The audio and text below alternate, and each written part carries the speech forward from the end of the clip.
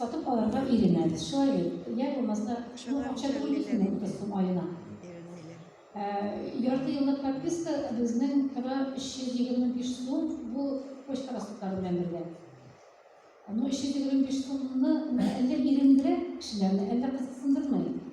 Nersedir tutar bizim halkını biz boşqa taratıp üretip bitirmemiz halkını. Şundan dip koyamam bana. Paşamdır ikinci bütün dünya soğuşuna kadar Ekaterinburg'da Tatar tiyatrolar olan Sosyalizm yolu degen gazeteler çıkıp gelgen. Tatar tilinde humoristik jurnallarda bastırılgan. Yanma tarihtada andığı vakit buldu. 1993 yılda Münöz'ün birinci Tatar televizyon tapşırığını şakala başlagan idim. Bu 2001 yılda kadar devam etti. Mine şu 1993-2011 yıllarda Ülke Televizyon kanalında bir bıraklı bizning gün, hayırlı iş, milim tapşırıqlarını çıkıp geldim.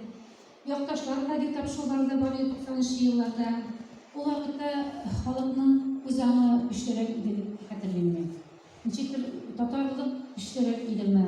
Olup işlerinin bu bilgi yanları şirketinde o vakitte Tatarlar şunlarla özürlerin yoklarına, saflarına kırışıp bizning entuziyastlar bir ko'rsatgan edi. Mana endi haliga qadar milliy mas'uliyat ko'lamsharalaridan bir so'rashishma gazetasi g'ana bizning ülkede saqlanib qoldi. Ansında ömrü uzun bo'lurmikan, men buni bek tirisham, ana bitirmasga saqlab qolarga. Gazeta saqlanib qolsin deb tirisham. Sırdos'ta ülke Tatarlarının milli turmuşu bek boy.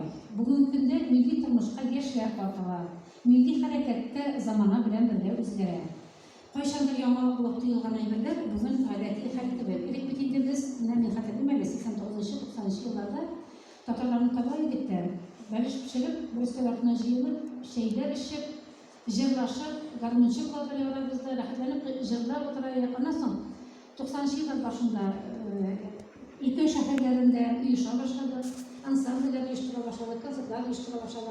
Ama da Ekaterinburg şehirinde o yıllarda büyük kışlı kuzgalıp, büyük bir vakit bulgan Münöz'ün Ekaterinburg Tatar turmuşuna 94 yıllarına gelip koşulaldım.